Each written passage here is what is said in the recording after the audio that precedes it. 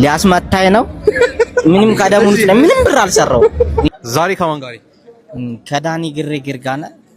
ዳኒ ግርግር ሶሻል ሚዲያ ላይ ምን ያህል አመት ቆይቷል? አመት አይሞላኝም። 7 ወር ወይ 6 ወር በሚባል ቁጥር ደረጃ እንደዛ ነገር ነው። በዚህ ቆይታ ላይ ምን ያህል ብር ሰርተዋል?